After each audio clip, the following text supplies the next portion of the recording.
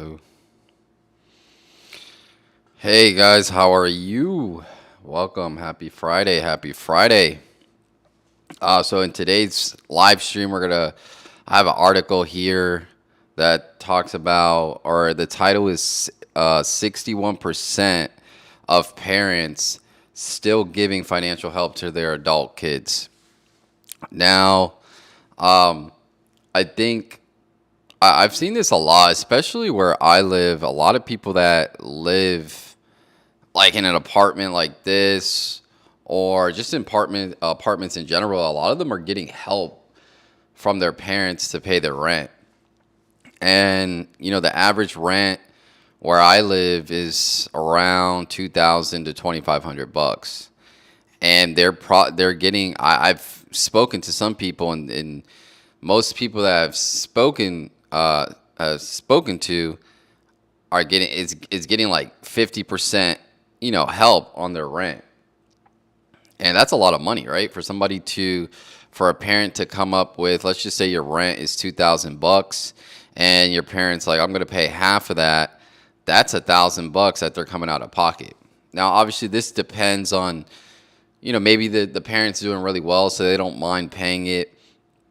But I think there's a deeper issue in this, because I think at some point, and I think like after, let's just say, I would say if you're going to college, then it's okay, right?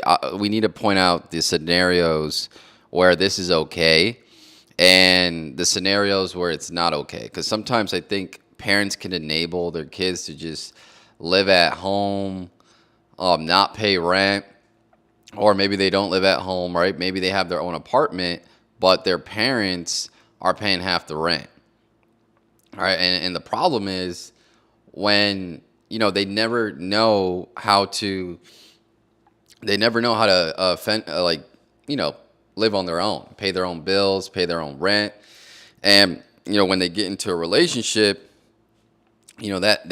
dependency that they relied on from their parents, kind of trickles down to other relationships and the way they act with money, their experience on managing money, right? Because if somebody's paying half of your rent, let's just say, I know some people, their parents pay half of their rent up until 30, right?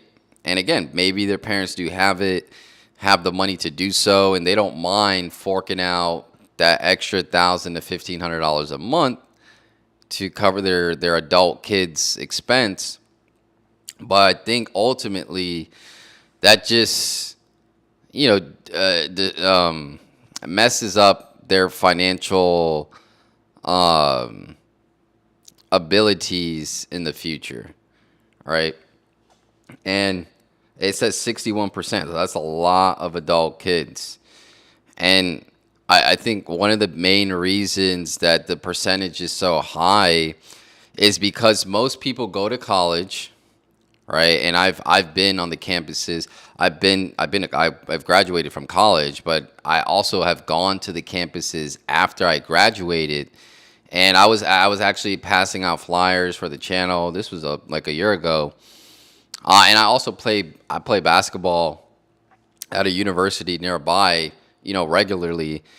And I every now and then, I'll bump into some students on the basketball court or whatever. I'm like, "What major are you in?" And a lot of them are like, "Oh, sports management, computers, not computer science, communications, architecture, things that majors that you could like, you need to at least have a master's degree in, plus some certifications to actually get a job in that field." I know so many people that have a communications degree, and they struggle to get a position out of college. And they have racked up so much money in debt, 25, $30,000 a year to get that degree. They come out with close to 100K plus in debt, and now they're looking for a job. And that's where you see the parents step in, because the parents typically in that situation, the parents was taking care of the child during college, during and before that, high school, middle school.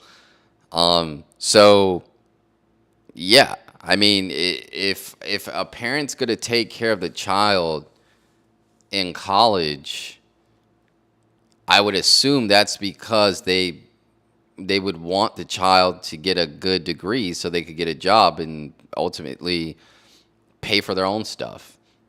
But if you're going to college and you're getting a degree like communications or psychology, and psychology, you could do stuff with psychology, but again, it's just one of those degrees where the market for jobs is not that vast. So you're going to struggle to get a job. I know people that have an accounting degree, that have a finance degree, and it's still tough to get a job.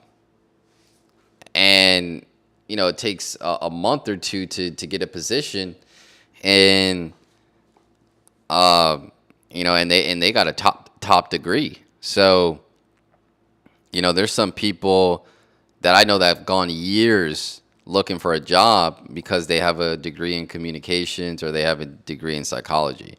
So yeah, I think that's one of the main drivers of that, going to college and picking a major that you can't even use.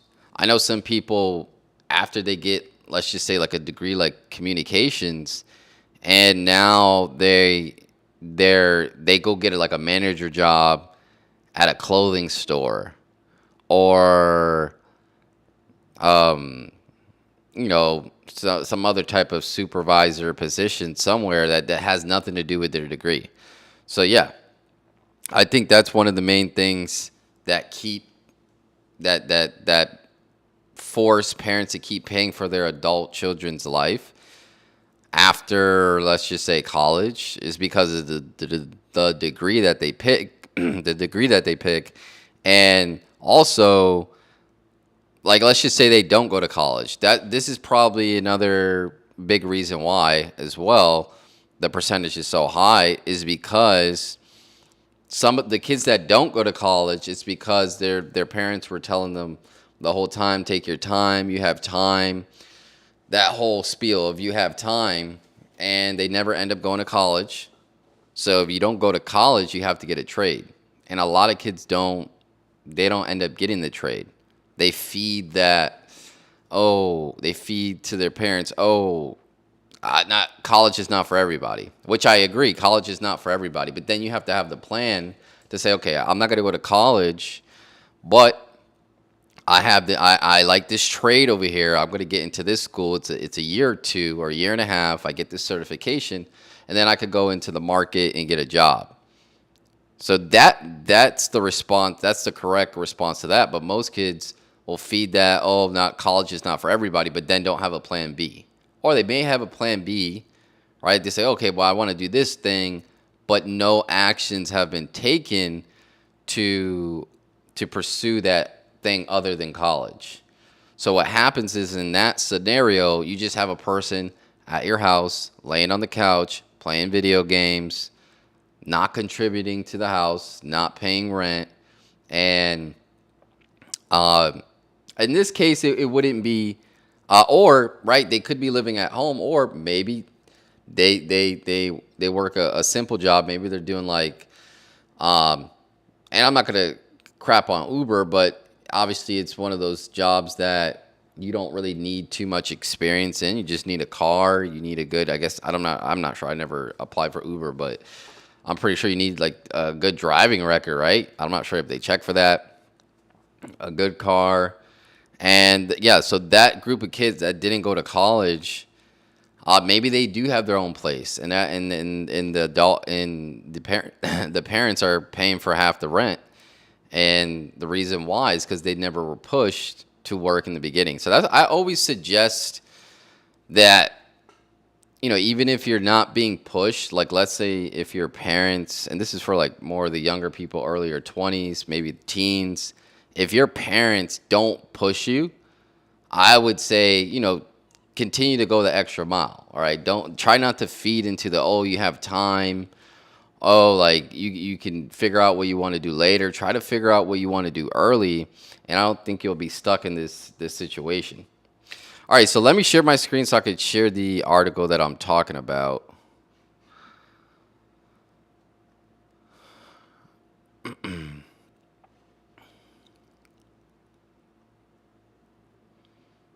All right. So it says, why are 61% of parents still giving financial help to their adult kids? It's the I thought it was, I think they're trying to say, is the economy stupid? It's the economy. Or no, maybe they're saying it's the economy stupid. So I guess they posed the question, and then they had like a rebuttal, a funny rebuttal. It's the economy stupid. Oh crap! I don't think. Okay, cool. They're gonna let me read it. I thought I had it signed up. It says a majority of parents are helping their adult children financially, particularly with house expenses, according to a new survey. A trend that experts says reflect today's soaring cost of living and wealth inequality between generations. Some 61% of parents with adult children say they've made financial sacrifices or are currently doing so in order to help their kids, according to Bankrate. Among respondents aged 23 and older who have received or currently receive financial support, 30% said they'd gotten help with rent payments or were allowed to live with reduced or free rent, while 17% reported receiving assistance purchasing their first home. And this is a big one too, right? So those are three different scenarios. You have a kid that's getting help with rent payments, a kid that is living like on reduced rent, so maybe they're living at home, but only paying like $200 to $300 for an extended period of time. Like I said, I don't have a problem with somebody doing that has a plan that says, okay, I'm going to stay here for a little while. Tell their parents I'm going to stay here for a little while, but I'm doing this to potentially get to a certain point. But I don't think they're talking about this. So one, like one category, kids are getting help with their rent. Maybe they have a $2,000 rent. Their parents are paying $1,000. Two, they're either living with their parents, and the parents are saying, "Oh, you could pay this reduced rent to live here." And then three, they moved out. They bought an actual home, and they get help with the down payment or expenses related to the house. Now, either way, in all three of those scenarios, that child or that kid or that adult kid is a liability, right? Because one, you're at a certain age. It says 23 and older, where you should be able to take care of yourself. And I'm under the belief that you should get rent or you should get apartments that are according to what you bring in, right? So if you only bring in $2,000 a month, it's not going to make sense to get an apartment that's $1,700 a month. You need to account for additional expenses, car, insurances, emergencies, all that additional stuff. So yeah, I think that's two. Now for the first home, if your parents saved up and said, "Hey, when my kid is ready to buy a home, I want to help with the down payment," I don't see a problem in that. As long as it's not ongoing assistance with the mortgage payment, as long as you could take that out, I don't see a problem with that. Some parents buy their kids their first car. Some parents say, okay, this money right here, instead of going to a first car, or maybe they still got the first car, but it's not as expensive, but this money is going to go to your first house as a down payment. I don't see too much of an issue with the last one, assistant purchasing their first home. That one I'm not too big in, because at least that's somewhat of an asset. Again, I'm not the biggest supporter of buying a home so fast. Even now, I'm just like, I like living in apartments. It's low cost. It's not as far as rent, it's still high up there, but as far as maintenance on the home, on your place, you don't have to deal with anything with HVAC.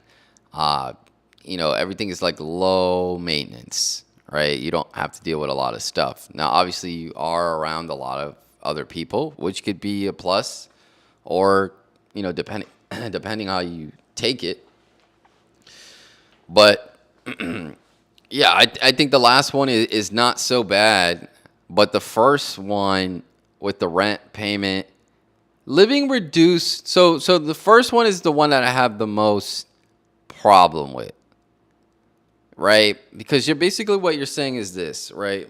The first one I don't have problem with the second two. The first two, I mean the first one is the one I have a problem with. Getting help with rent payment. So if we really take a step back and we look at it, the person decided to say, "Hey, I don't want to live in your home anymore. I want to get an apartment on my own." So in my mind, I'm thinking, okay, if somebody wants to move out on their own, they should be able to support themselves, right? You shouldn't be, I don't think you should be moving out on your own if you can't afford to pay the rent payment. So having your parents pay a portion of your rent, I think is just financially irresponsible. And I don't think it's good in any scenario, because I think it should always result in the last two scenarios. Number two, it says reduced or free rent. I'm okay with that. Like, let's say you want to say stay at your parents' house, your grandparents' place. Let's just say you want to, uh, stay there for reduced or free rent, but you have a plan. You say, okay, I'm going to college, and after these 3, 4 years, I'm gonna have a good job to be able to live on my own. That makes more sense, right? Like, but just moving out and having somebody help you pay your rent, I don't think it's a great strategy, and I don't think it helps you with the way you think financially, because then you're always gonna have somebody that helps you out. Um, Thomas Laura says, "Awesome, brother. Pray for nothing but the best for you, man." Thank you, appreciate it. Welcome to the channel. Um, Yeah, so the first one, I just don't agree with. I think you should just stay at home, right? But stay at home with a plan. You shouldn't just be at home, playing video games, not doing what you need to do. Like when I was staying with my grandparents, I was saving a lot of money, right? But I was working a full-time job, and at a point, I was working two jobs. I was working my full-time job during the week, and then I was working my part-time on the weekend. I did that for a little bit, but I was saving a lot of money, right?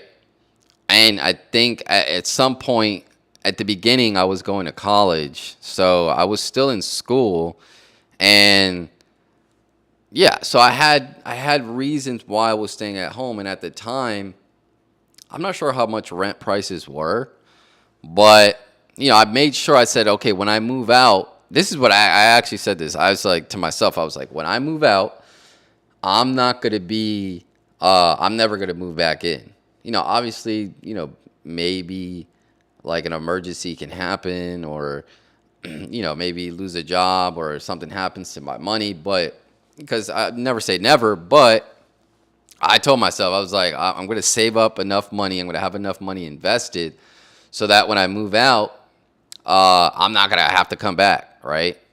So, and then even when I transition to new apartments, I'm not like when I'm done with this lease, I'm transitioning to the new apartment, right? I'm not staying at somebody's place, because I plan all that out to say, okay, my lease is gonna end in May.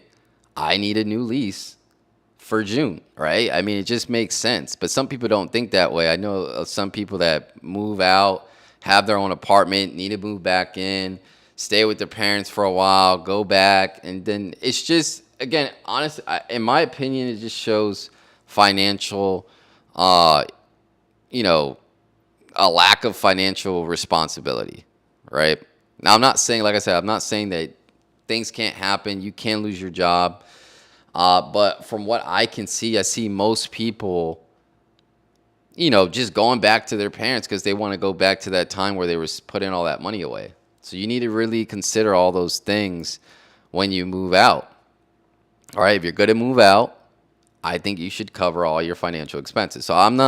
So for number one, where it says among respondents age 23 older who have received or currently receive financial support, 37% said they got help with rent payments or were allowed to live reduced or free rent. Like I said, I'm cool with the second one as long as you have a plan. And then 17% reported receiving assistance purchasing their first home.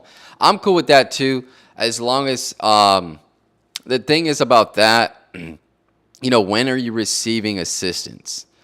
Because typically when you move out, you're not buying a home. And again, I don't really agree with buying a home so early on, especially now, like I said. But for me, renting is the, it's just the best thing. You save so much money because you got to think about the cost that goes into buying a home. Buying a home, you have to put a substantial down payment, right? So 20% most of the time, unless you get like an FHA loan, where you can put 3 to 5%.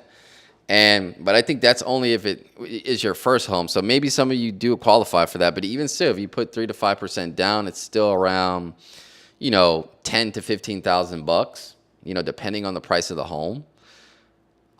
When you get in the home, you got to pay certain insurances, because if you're not putting that 20% down, you're going to have to pay mortgage insurance, right? So that's an expense. If you have a lawn, now you need to cut grass, right? You got to clean the sidewalks, pressure wash the sidewalks. It's going to need a lot more furniture. I'm pretty sure if you get a home, it's going to need a lot more furniture. And yeah, it's just an additional expense. So yeah, but again, it all depends on the timing. If your parents had that money saved up for you and said, okay, when you get your first home, I have this money for you to put the down payment, I'm okay with that, right? At least it's an asset, and it's better than you just moving out and asking for them to help you pay the rent. Or your rent.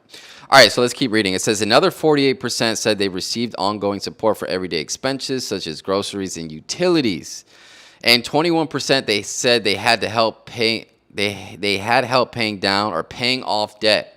So again, this gets even deeper. You move out, but now you need help paying groceries and utilities. So again, what's the point of moving out if you need a call? That's like, I couldn't even imagine me calling my mother, or me calling somebody, like calling my family member, say, hey, I need money for groceries this week. That just sounds crazy. It doesn't make any sense.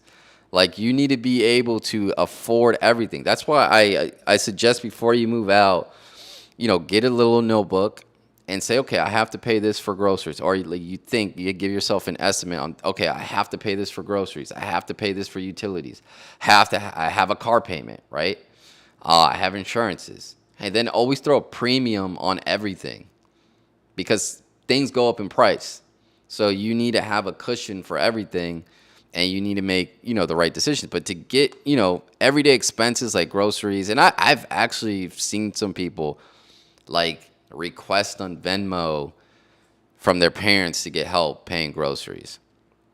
Crazy, right? And then paying off debt. You move out, you realize, oh, this is expensive, but then you still want to live that life. Like, oh, I still want to go out with friends. I still want to be at the concert.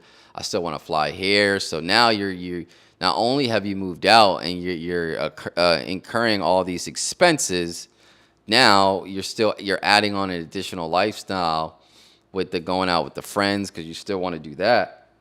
Now you're in debt, right? And credit card debt is typically over 20%. 25 to 27%, and that sits on the card for a year. So it accrues, compounding, and annually you're getting tagged for that 27%, right? So yeah, that's crazy. So that's 48% say they received. So let me look at that.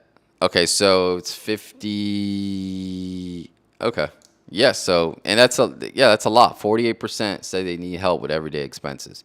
And then 21% is paying down low. And then part of that debt is probably the school debt, right? All right, so it says this is a long-term trend that shows no signs of abating. Bankrate chief financial analyst Greg McBride told MarketWatch millennials and Gen Zers, 42%, reported higher rates than Gen Xers, and baby boomers, 10%, of having ever received assistance from their parents. So hold on, let's read that again. It says millennials and Gen Z reported higher rates than Gen Xers and baby boomers of having ever. Okay, so Gen Zers, millennials, are reported to have more assistance from their parents than Gen Xers and baby boomers. And that makes sense. I think baby boomers and then Gen Xers, they've probably grown up in an environment where it's like, hey, you have these expenses, you need to pay for these expenses.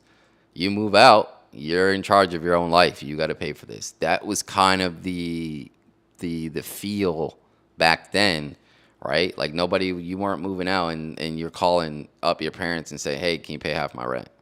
But now that seems a little more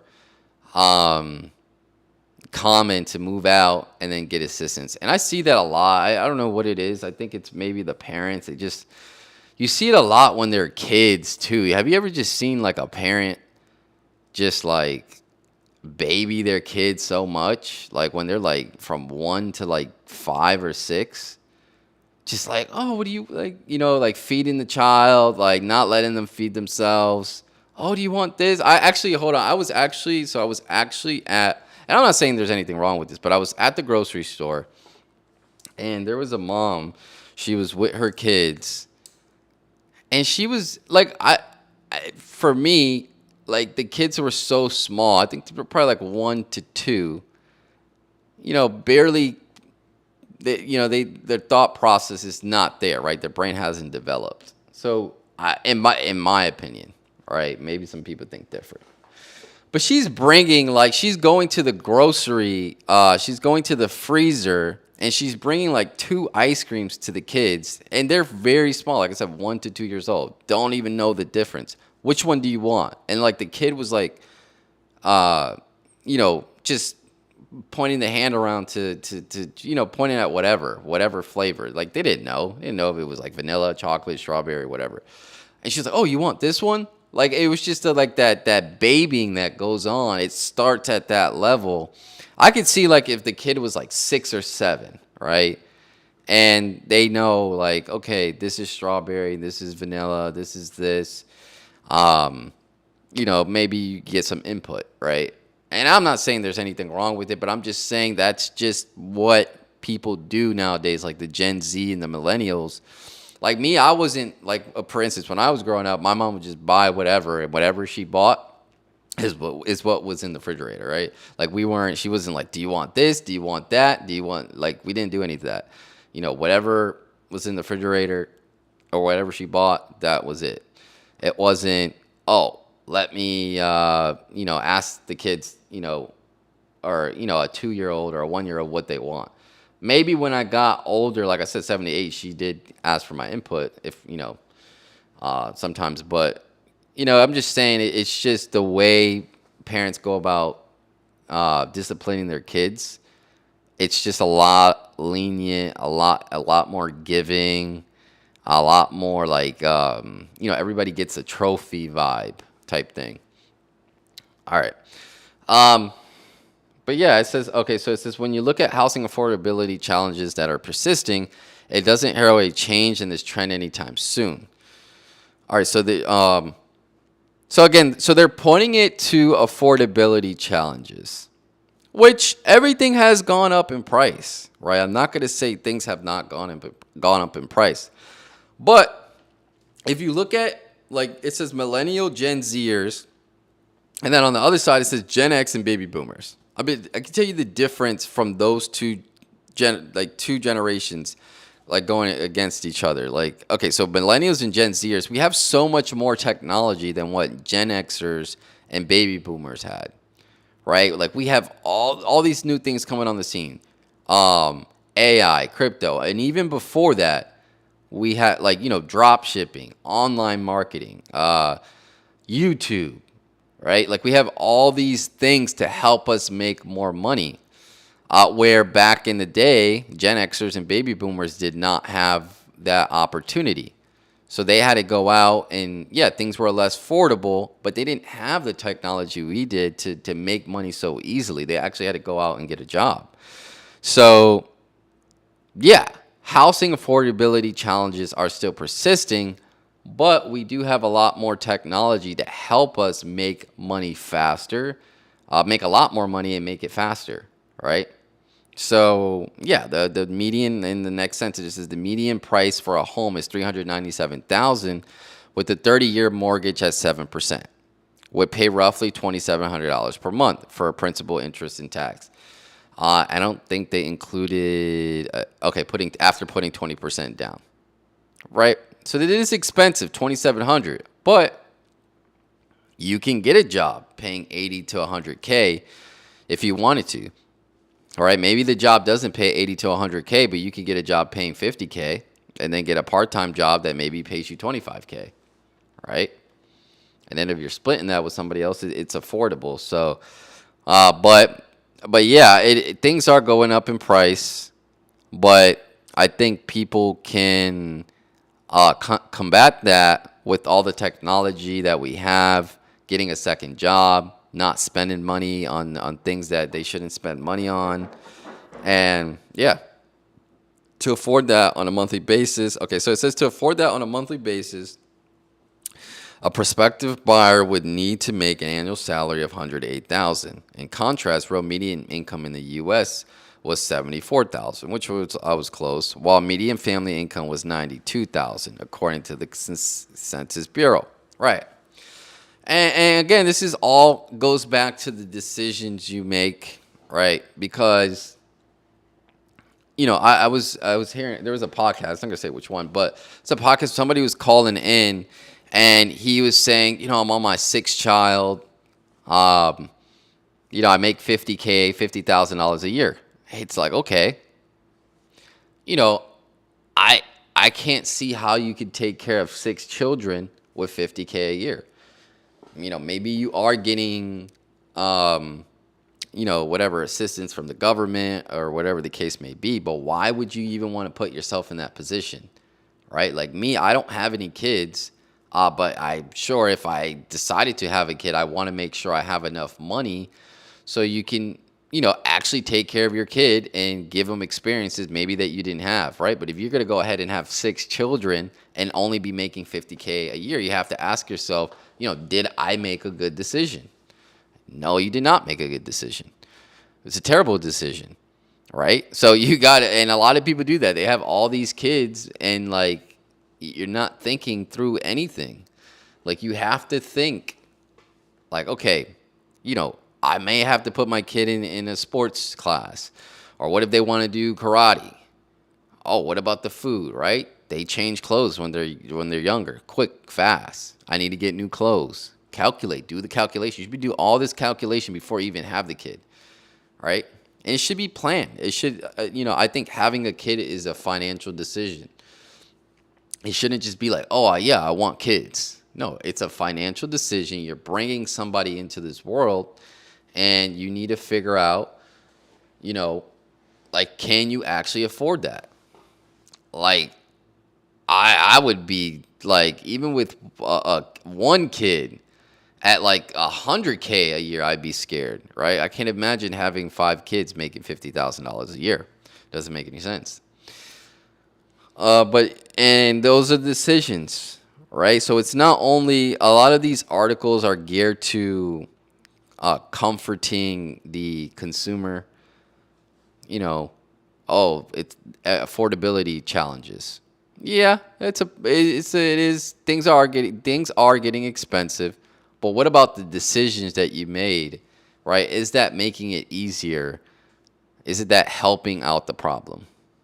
A lot of the times it's not helping the problem, right? You are contributing to the problem, and the fact that affordability of things is not getting any better does not help either, right? So it is a combination. All right, so what does it say here? Last paragraph. It says a January report from the Pew Research Center also found that the top 2 areas in which parents were helping their adult children were housing expenses like groceries. Did they set this up here? Yeah, it said it up here. Oh, but I guess it's a different report.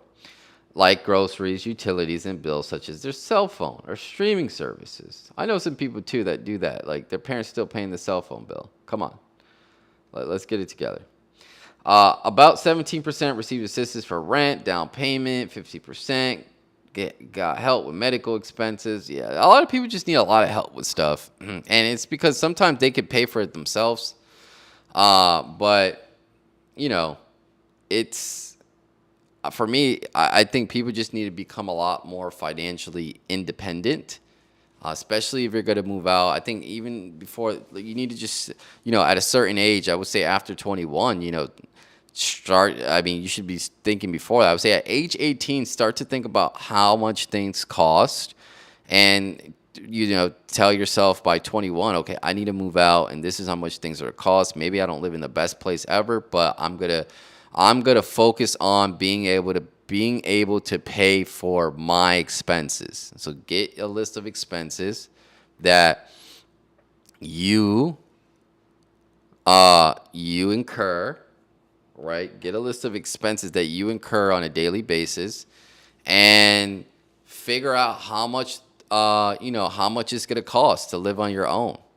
How much do you need to pay your own bills? And if you need to live in a crappier place for a little bit, then you do that and then I think that also what it does, it motivates you to get a better job, look for more opportunity, right? Living in those crappier places. I think starting somebody off at a nice place and paying half the rent doesn't do them any financial justice. You're just, your first place, you're living in a high rise downtown and you're not paying your own rent. You become a cut. You think you deserve that, right? You think you deserve, um, you know, you think you deserve what you got. It's almost like a girl that looks good, but she may not be good financially or good as a person, but she looks good, so she believes what she can attract is what she deserves, right? And vice versa, or whatever. But I see it's mostly for girls, because the looks and stuff like that. You know what I'm talking about. But yeah, just because you were given a nice apartment at age 21 and your parents decided to pay for that, doesn't mean you deserve it, right? And at some point they stop paying and you can't afford it, then it's going to become a problem because you got accustomed to a lifestyle that you can't keep up with. But yeah, that's pretty much it. I just wanted to talk about this article. I thought it was interesting to see that 61% of parents help their adult children live the lifestyle that they're living, which I think is crazy after 21. But yeah, take care. I'll see you guys in the next one.